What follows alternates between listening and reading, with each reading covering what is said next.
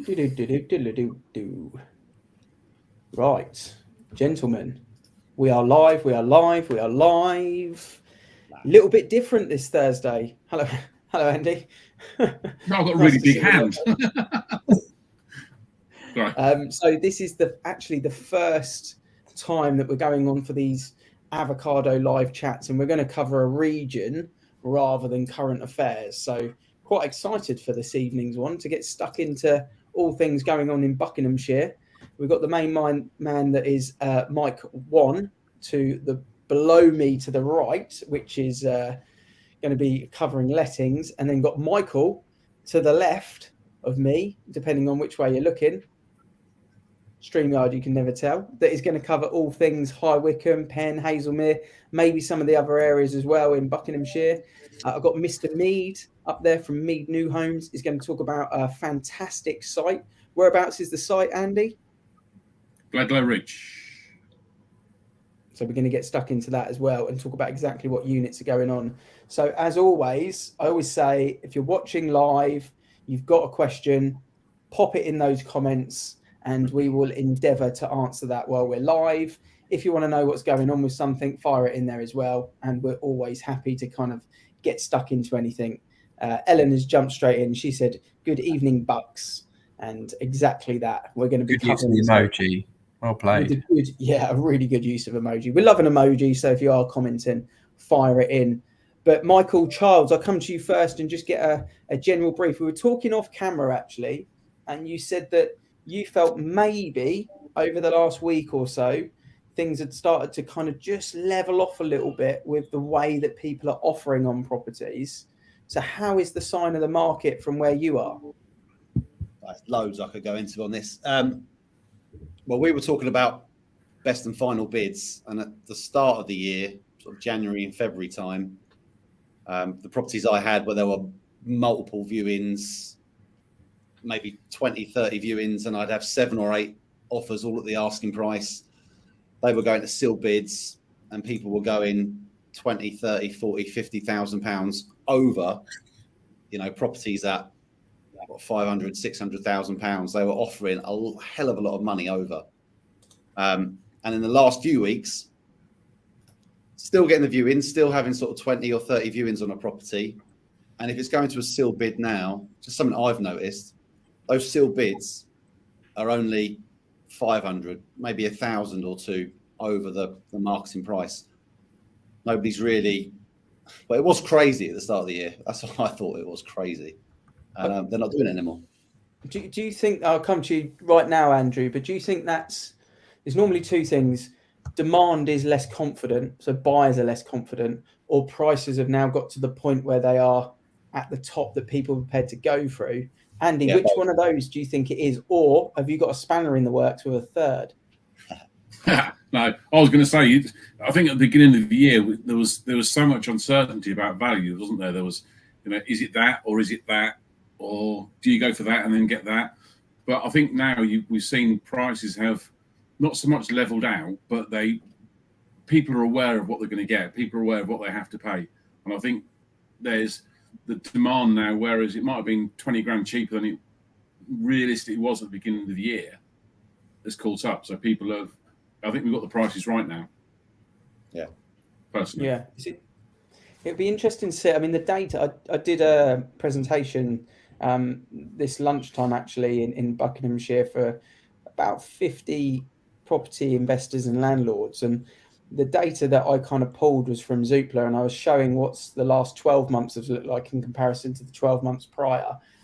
The data shows that demand is up to 58% in comparison to a 5-year average. And if you went to 2021, it was 27.5%. So it's almost double the demand. Stock now, though, there's 3% more listings coming to the market than compared to on average in the last 5 years. Whereas 12 months ago, it was less than minus 6.1. So there is more coming on now. Demand is still very high, but because sales have been so active at the start of the year, there's 40% less stock available for people to view in comparison to a 5-year average. So the data wouldn't say that the market's slowing, but maybe because there's been a little bit more coming to the market, it hasn't caused the backlog that it caused in Q1 of this year. And I don't know regionally, but talking specifically around High Wycombe, Michael, do you feel the High Wycombe market, obviously every localized market is very different to the next. So I imagine High Wycombe is different to Hazelmere, et cetera, but do you feel maybe demand now is still at a very high level, but there's just a few more properties that are being listed in comparison to where we were November, December, January? So I look at anything with a HP postcode, really. There is, I think there's quite a bit that's on the market now, that would have sold in the start of this year. It would have sold straight away. There's I don't say an awful lot of houses on the market, but properties that are sitting there for 2 months or 3 months, probably at a slightly toppy price. The way I view it is, the best example I've got is a house that I sold in December. Unfortunately, it fell through quite recently, resold straight away, but at exactly the same price. Mm-hmm. There was no jump up and nobody willing to go over that marketing price. Best and final bids were, nobody going crazy.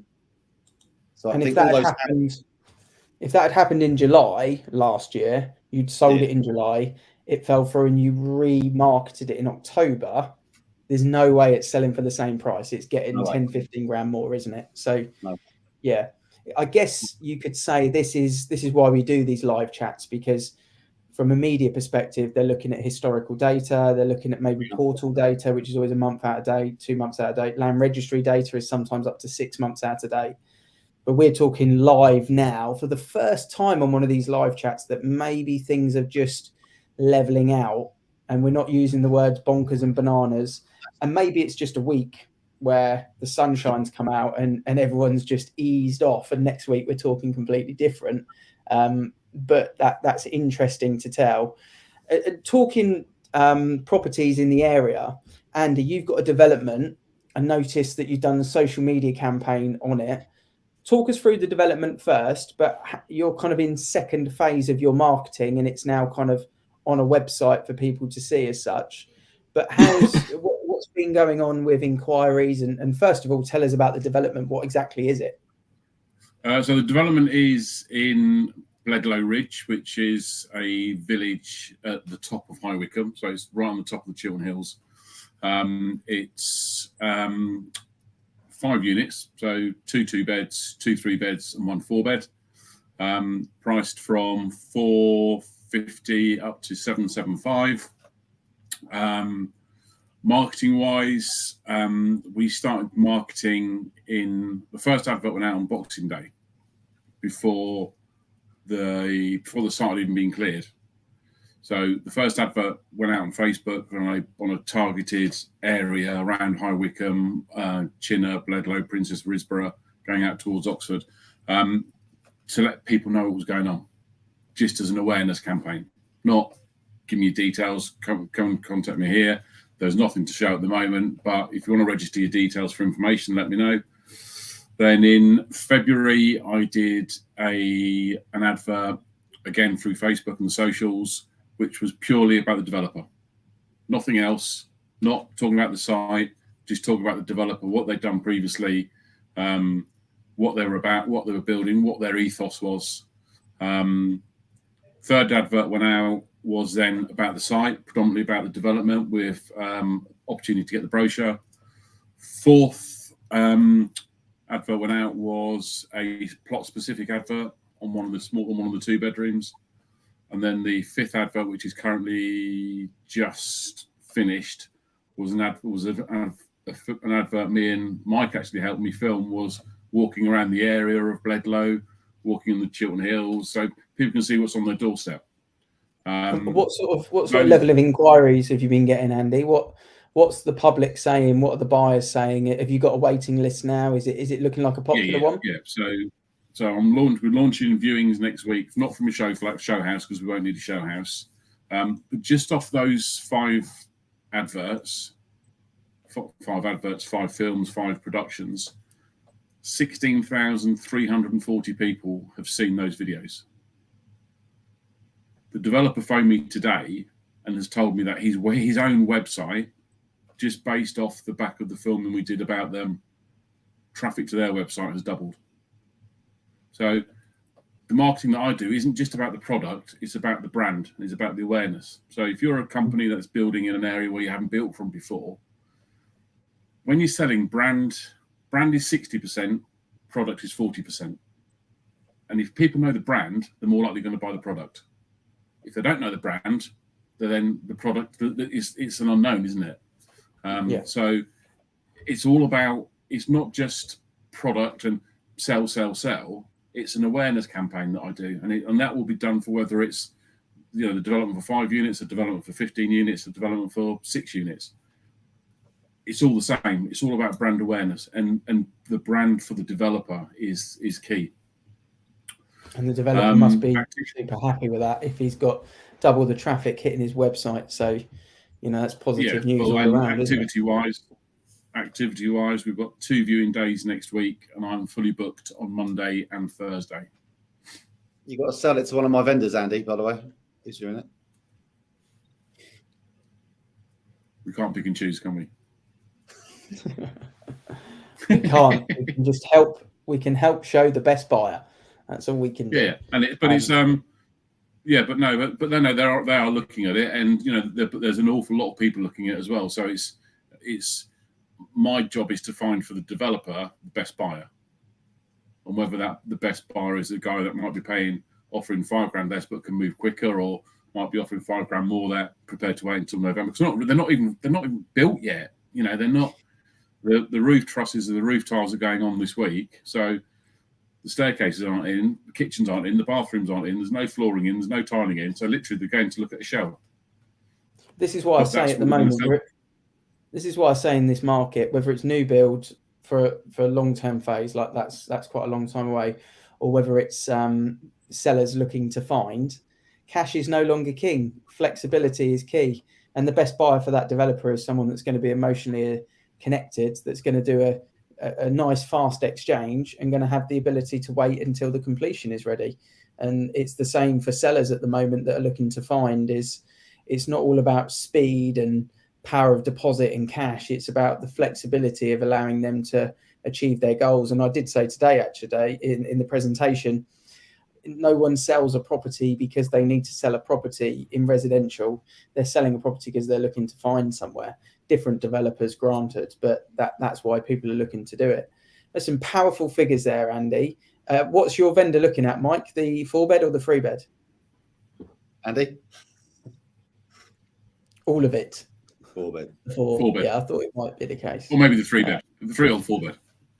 But that was the same for that particular vendor. Choosing the right buyer was more important than, the higher price. It was like, who's the right buyer? Who will wait for me to find the right property? Mm. Yeah. But Mike, saying that, you say about timescale. Sorry, the amount of people I've had that need to get moved in within the next 2 months, 3 months, and it's just not going to happen. So I've been upfront and honest with people saying, look, they're not ready till November, December time. So if you can't wait, there's absolutely no point in you wasting your time, the developer's time, or my time going to have a look at it. We're being completely transparent, completely open. If it's December, if it moves into November, great. But they're the timescales we're working to. But the amount of people I've had that have been waiting for months to find a house that can't find anywhere. Lady I spoke to today, she was saying, I'm going to have to go into renting because I just can't find anywhere. I think there's a lot of people doing that at the moment. There's a lot of people looking at rental. Yeah. But I've seen, especially with this development, that the response has just been incredible. But then I could say it's the marketing I've done, because we haven't got boards or anything outside the development, because it's just not big enough to put boards or hoardings up. So it's literally just terrace fencing. It's not a right move either. So it's come from your active marketing. Talking people going into rented, from a rental market perspective, Mike, what's going on with the rental world for tenants, for landlords? In layman's terms, is there any big changes on the horizon that's worth sort of telling the world about? Well, the big change that's ongoing is there's over 250,000 less rental properties in circulation in the UK than there was 3 years ago. So the number and the supply of rental properties is being really, really squeezed, which makes it harder and harder for someone to find a suitable rental because they're going to be up against other tenants who want the same thing. That's been caused by a lot of landlords selling. One, because of the buoyant market, they're cashing in after 10, 15, 20 years of ownership. Now is a good time to cash in on your rental. And two is the increase in regulation. It's become too much hassle, I would say, for some landlords now. With the onset of further regulation in 2025, a lot of people are now saying, well, the market's high, I'm going to sell my property, which is maybe why you're seeing a slight influx of properties coming on the market for sale. Is quite a few landlords now looking to shift their properties on. So it's really tough for tenants. What that does give is it provides a bit of an opportunity for investors or would-be buy-to-let investors to say, yeah, house prices have gone up, but there's a massive hole in supply of decent rental properties for decent tenants to live in. So rents are strong, tenancies are good, void periods are 0. They're whatever you choose to, however long you choose to have your property empty for, it will be empty for, and not a day longer. So It's a really, really healthy market from a landlord perspective, but a really tough one as a tenant, and that's nationwide. That's not just a localized issue. That's really nationwide. Yeah. It's quite interesting because I guess, Michael, we kind of, we've been in the game for a long time, all of us here, and I guess the public in general is quite anti-landlords in the UK, and it's always been a bit of a sort of negative thing, and the government have worked really hard to try and make it very good for first-time buyers to get on the ladders, which I totally agree with, and almost a bit more difficult for a landlord to sort of get on the ladder and effectively rival a potential first-time buyer for that property. And again, I totally understand that. But we've got a few different ways of looking at this. One, if there's more landlords selling, potentially in the Buckinghamshire area in High Wycombe, if you've got landlords selling, 2-bed houses, 2-bed apartments, 3-bed, small 3-beds, it's great because buyers can capitalise on those, which is really positive. But the negative is, if the first-time buyer is not living at home and they're in rented, it's much harder for them to save when rental prices are going up at the rate they're going up. So depending on whether you're a stay-at-home first-time buyer or you've moved out and you're a rented first-time buyer, it depends on which way you look at this, I guess. Would you agree, Michael? It's kind of one of those things where if you're in rented at the moment, prices are going through the roof. Will you ever get on the ladder is the question. Which Mike? I'm calling you Michael tonight, and the other one right. Mike. Who's in the title? All right. That's a giveaway. I feel like I'm telling you off when I call you Michael, though. I think, I've sold properties to a first-time buyer who's living with family over first-time buyer in rented, solely because, obviously, both offers were the same, but solely because the homeowner, my vendor, that first-time buyer in with family can move whenever. They haven't got to give a notice periods, like some are 2 months notice. Mm-hmm. A lot of, if you're rented, when do you give your notice period? You give your notice period when you've exchanged contracts, and then you've got to wait 2 months to completion. The can just really go down to sort of the nitty gritty with it. That's really splitting hairs, isn't it? It's a difficult. But that's sometimes that's the difference. Mm. And in the sort of HP postcodes, I've seen a lot of investors, like people selling or looking. No, buying. Buying, going straight in at asking price, just to get it off the market straight away. Strong buyers, straight in. Even if it's a 4% yield, which to me in my head isn't amazing at all. But 4% yield, they're going for it straight in. I think interest rates are so low. If you're doing an interest-only mortgage, effectively you can't It's really capital lose. growth, isn't it? Yeah, you just can't lose.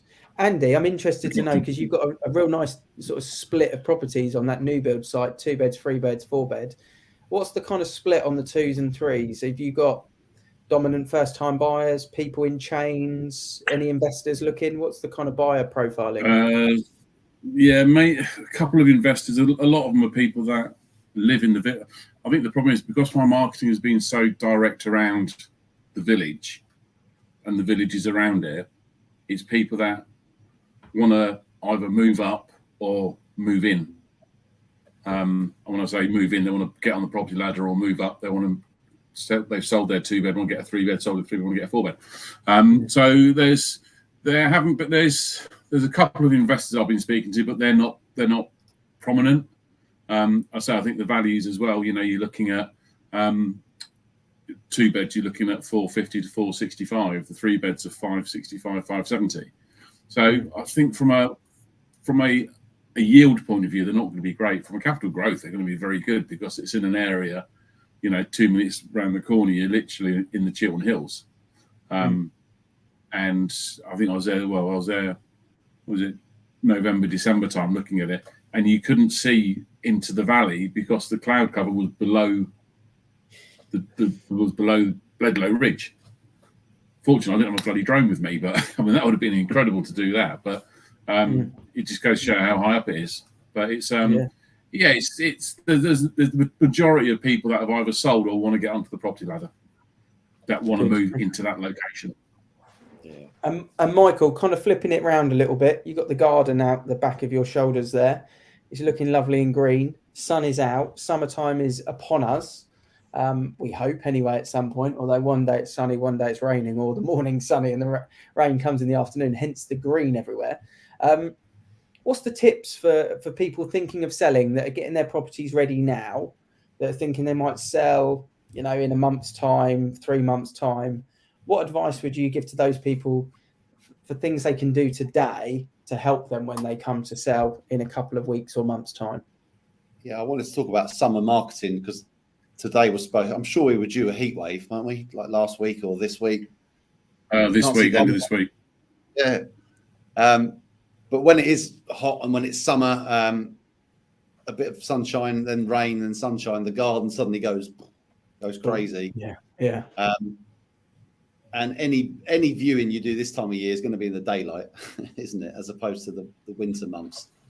So it's just making sure you've cut the grass, the presentation of the frontage of your property needs to be really on point. I think people are going to just pick up on the little things, clean your windows, cut the grass, let alone decluttering the house, which is always number one, doesn't matter what the season is. And then if it's really hot, make sure the house is, try and keep it as cool as you can. Doors and windows open if you need to. There's nothing worse. I'd rather view a really cold house than one that's too hot. In the summer, for sure. Yeah, Would you suggest to people, if you've got a garden to kind of die for, the garden's the big feature, typically on a viewing, if a seller's doing a viewing or an agent's doing a viewing, the norm is you go in, you start downstairs, you go upstairs, you go outside. But in the summer, if someone's really got the garden looking lovely, they've got the cushions on the chairs, it's laid out, they've got barbecue covers off, don't have to have the barbecue on unless you really want to get your asking price, get some steaks on there. Would you say go straight into the garden when it's summer? Because people can just fall in love with a house off the garden alone. Yeah, they do straight away.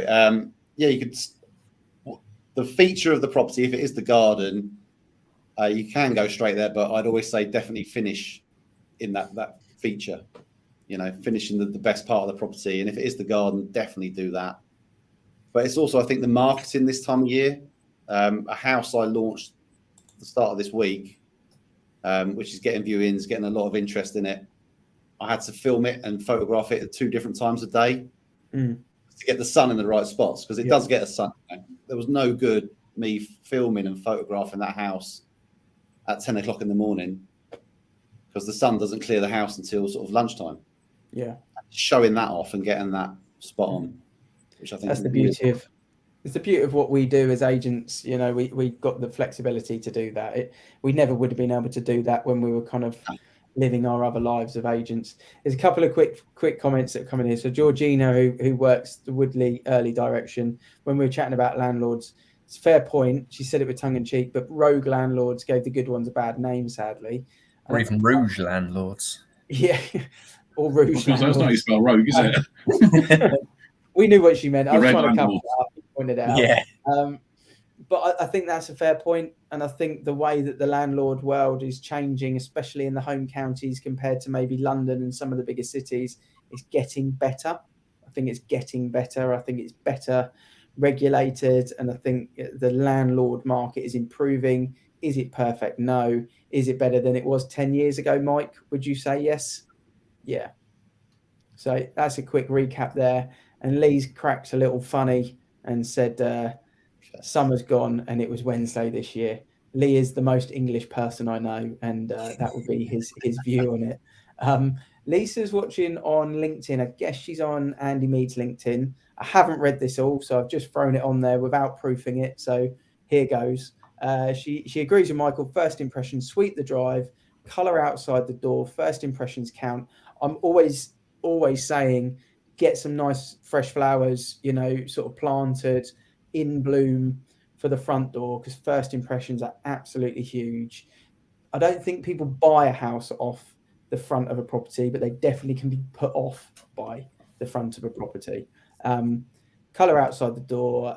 Now everyone like outdoor entertaining. They used to, but the last 2 years it's gone even more dramatic. So yeah, make a little cocktail area or get the barbecue on show and get the seating laid out and maybe get some dining sets outside. And when the weather's nice, you can really visualize yourself, I think, in a garden, then visualize yourself living there rather than just seeing the grass, I would say, Michael. Yeah, sell the lifestyle. Yeah. Nice cold drink on the table. Nice. Yeah.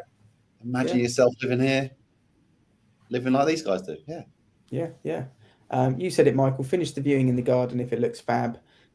It's an extension of the house. Yeah, absolutely. Yeah. I mean, I'm of the view, maybe if it's the best selling feature of the property, you might even start the viewing in the garden and kind of go from there. I'm always a believer you start with either the best or the second best feature of a house and you end with the vice versa of it. So yeah, totally agree. I think the Americans do it best, you know, the way that they stage a property for an open house and things like that.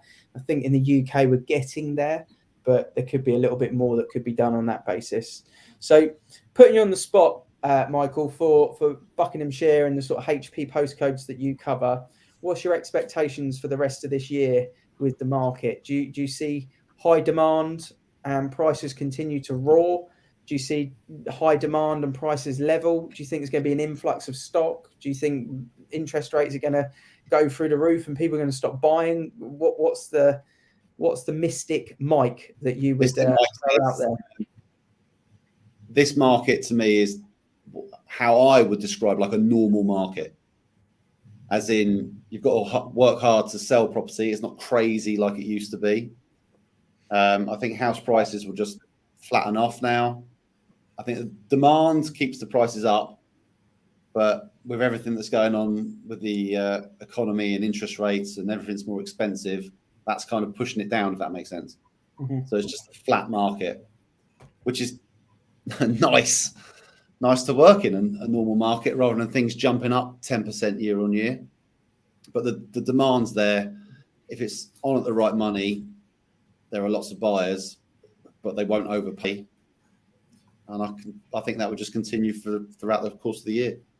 And when estate agents talk about a level market, or maybe not a flat market, but a level market, what we typically mean is we expect the prices to go up over the year 2 or 3% in the 12 months, not in 2 months. So, you know, that's what our expectations are. It is something around there. There's not enough property, is there? So exactly that. And Andy, for new homes, I said today actually in the presentation, whether people like it or not, a property with no chain is still worth more than the same property in a chain that's open. That's just the market we're in at the moment. People will pay more for the no chain property. So as a result, do you see new homes leveling off throughout the year, or do you still think they're going to continue to kind of push up at 5, 6, 7, 8, 9, 10% across the next 12 months in price value?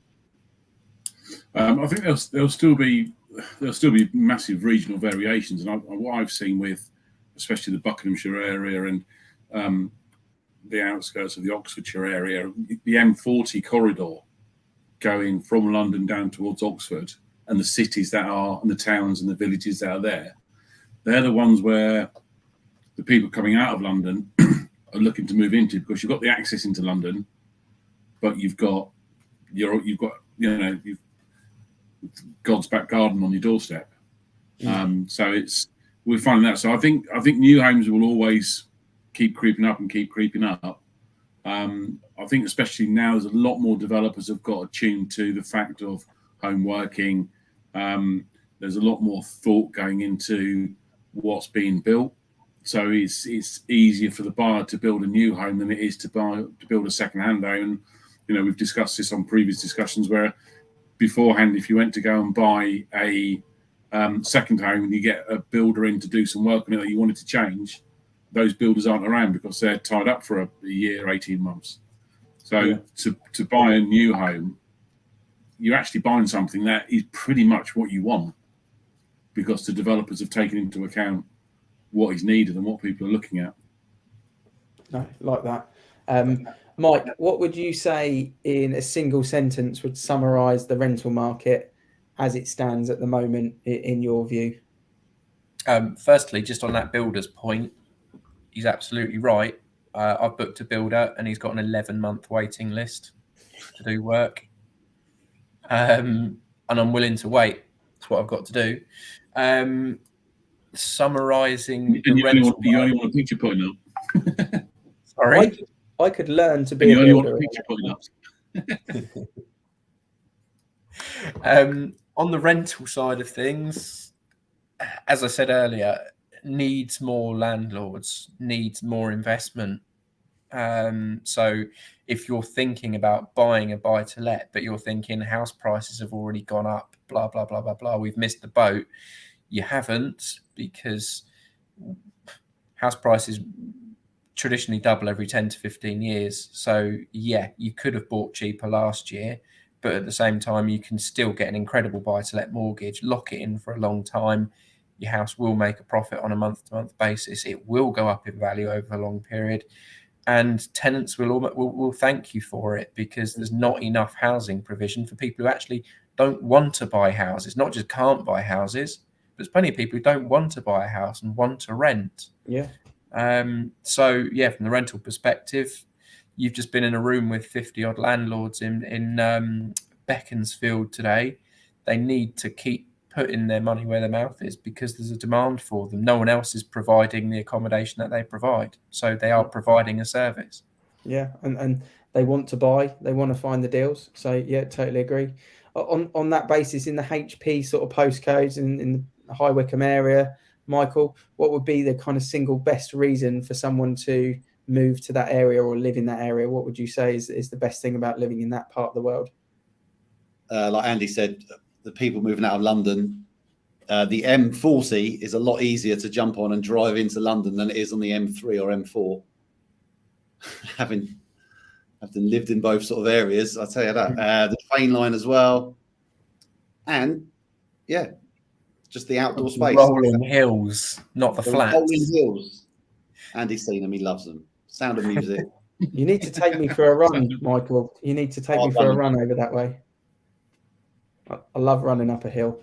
Love that. Brilliant. Okay, gents, we've covered lots there. Lettings, new homes, Buckinghamshire, HP postcodes, what might happen with the market over the rest of the year, summer viewings, new build sites. So yeah, it's been a really good chat this evening. And if anyone's watching this and we're not live and you're watching it on repeat, much like Neil, who's just said, evening, gents, looking forward to this chat as we're finishing up, then please still comment, because we will still answer those comments, even if it's 9:30 this evening or 9:30 tomorrow morning, we still see the comments and we would definitely reply to you.